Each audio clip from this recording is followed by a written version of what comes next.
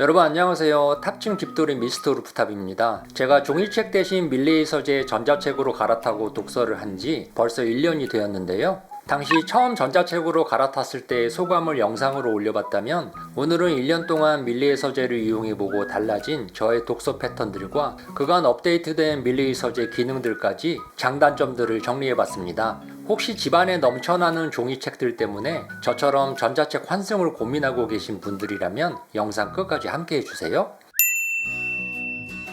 먼저 1년간 사용해본 밀레이 서재의 장단점들을 모아봤습니다. 첫 번째는 책 쇼핑이 정말 행복해졌습니다.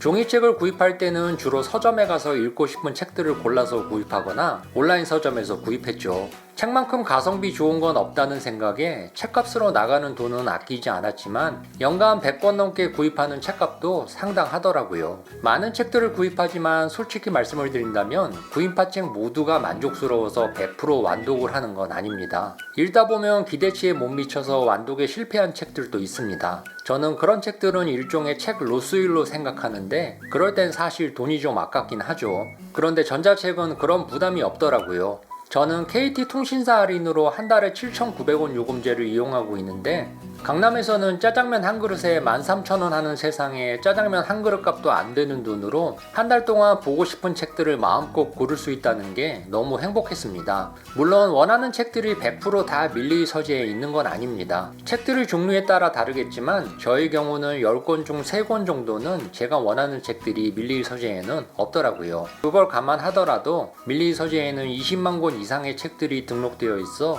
보고 싶은 책들은 너무너무 많기 때문에 저는 아주 만족스럽게 이용하고 있습니다. 애플 사용자라면 연간 구독 신청할 때 앱으로 결제하면 애플의 수수료 때문에 더 비싸고 대신 웹에서 결제하면 더 저렴합니다. 밀레이 서재 홈페이지에서 고객센터, 구독권 제휴란을 보시면 각 통신사 할인 혜택들도 안내되어 있으니 참고하시기 바랍니다.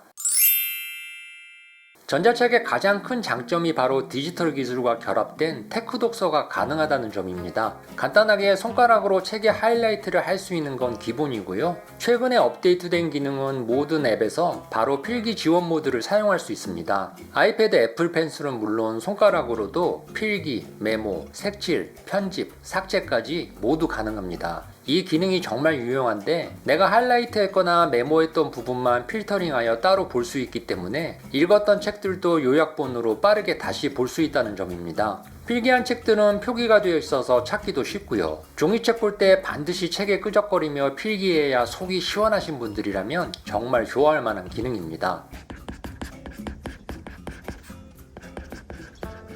더군다나 책은 볼펜으로 쓰면 지울 수 없지만 전자책은 잘못 써도 삭제, 편집 모두 가능하거든요. 또한 요즘 나오는 일부 전자책들은 단순히 활자의 기능을 넘어서 멀티미디어와 결합된 형태로 책을 읽을 수 있는 것도 재미있는데요. 예를 들면 활자와 함께 페이지에 QR코드가 나오고 QR을 클릭하면 동영상 클립으로도 내용을 보여주니 기술적인 내용들은 정말 도움이 되더라고요. 뷰어 설정을 하면 폰트의 크기, 줄 간격, 문단 간격, 배경 색상까지 모두 내 기준에 맞춰 커스터마이징이 가능해서 저처럼 노안이 오신 분들은 큼지막한 글자로 보실 수도 있죠. 배경 색상은 흰색처럼 밝은 색으로 하면 눈이 좀 부신데 어두운 회색으로 설정하면 눈이 훨씬 편해집니다. 스크린 캡처는 앱 우측 상단의 무음으로 화면 캡처 기능을 이용하면 소리 없이 조용한 캡처도 가능합니다. 사소하지만 정말 편리한 점들도 얘기해 보겠습니다. 전자책으로 독서를 하다가 멈출 땐 바로 중단하면 되고 다시 독서를 하기 위해 아이폰, 아이패드, PC 어떤 디바이스로든 읽었던 책을 다시 켜면 주인님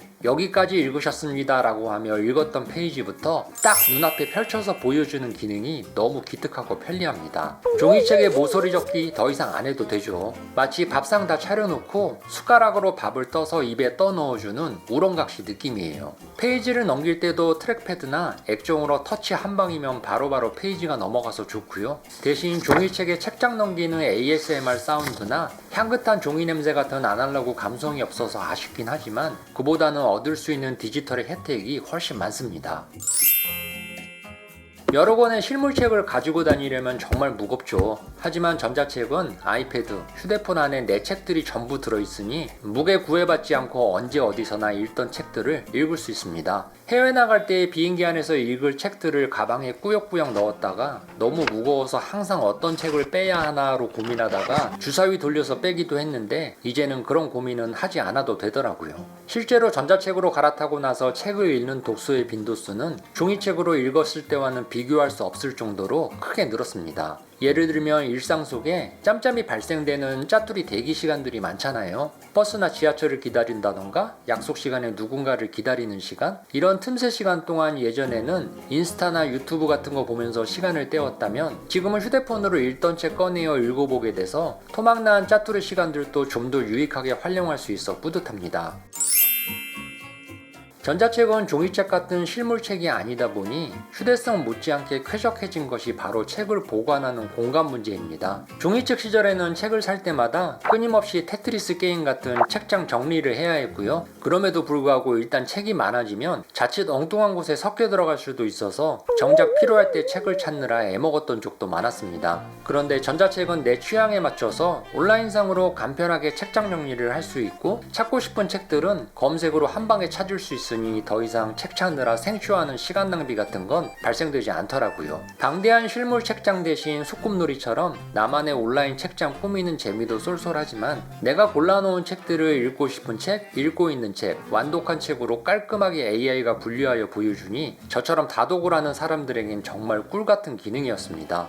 아울러 종이책으로 독서를 하던 시절처럼 실물 종이책이 더 이상 집 안으로 스물스물 유입되지 않으니 집 공간들이 숨을 쉬게 되더라고요. 소장용 책들은 남겨두고 구석구석 점유하고 있던 종이책들도 그동안 꾸준히 폐기를 하였습니다. 그래도 돈 주고 샀는데 버리긴 아깝지 않냐고 하시는 분들도 계셨는데 중요한 내용들은 모두 아이패드 굿노트에 필기를 해놓았고 제 머릿속에도 저장되어 있으니 폐기하더라도 아깝다는 생각은 안 들더라고요. 책이 점유하고 있던 공간들을 집값 비용으로 환산해보니 오히려 집안 구석구석 공간들을 추가로 확보할 수 있어서 훨씬 값지게 느껴졌습니다. 활자 중독으로 저처럼 집에 책이 넘쳐났던 분들이라면 지금이라도 책이 점유하고 있던 소중한 공간들을 가족들에게 되돌려준다면 아마 가족들도 훨씬 반가워하지 않을까라고 생각합니다. 요즘 시대에는 라이프 스타일의 모든 것들이 데이터화가 되어갑니다. 노션과 디지털 캘린더로 생활 습관까지 데이터화시켜 더욱 밀도 있게 우리의 시간을 관리하잖아요. 전자책으로 바꾼 후부터는 독서 패턴도 데이터화가 되어 이제는 데이터에 잡히지 않은 종이책은 본능적으로 피하게 되는 경향이 생기더라고요. 심지어 종이책을 구입해 읽다가 나중에라도 그 책이 전자책으로 출간이 되면 불편한 종이책은 내팽개치고 전자책으로 바꿔서 읽게 됩니다. 최근 업그레이드된 밀리의 또 하나의 신박한 기능이 바코드를 이용한 밀리 페어링이란 기능입니다. 읽고 있던 종이책을 전자책으로 연결하여 읽을 수도 있는데요. 홈 메뉴 검색 탭에서 우측 상단 바코드를 클릭하여 책 뒤에 바코드를 스캔 후 바로 읽기, 페이지 선택하면 해당 페이지부터 전자책으로 이어서 독서가 가능합니다. 이 기능은 완독한 종이책들도 바코드를 찍어서 밀리 서재 앱의 내 책장에 모두 데이터화 시킬 수 있는 점도 너무 좋았습니다. 이러니 읽기 힘든 종이책은 점점 더 손에서 멀어져 가는 느낌입니다. 제가 예전에 올렸던 전자책 관련 영상과 제가 출연했던 EBS의 독서 관련 방송 영상에 달린 댓글들을 보고 가장 많이 궁금해하시는 부분들은 따로 정리를 해봤습니다. 저도 이 부분이 너무 궁금해서 밀리의 서재를 본격적으로 1년 사용해본 시점에 저희 독서 패턴들을 되짚어봤습니다. 저희 기준에서 답변을 드리자면 정말 단순한데요. 책을 오래 볼 수 있는 핵심은 종이냐 액정이냐의 문제가 아니라 책이 재미있으면 전자책이라도 붙들고 오래 읽게 되고 재미없으면 종이책이라도 오래 볼 수 없었습니다. 오히려 이래저래 기능적으로 불편한 종이책이 장시간 책 읽기는 저는 더 힘들더라고요.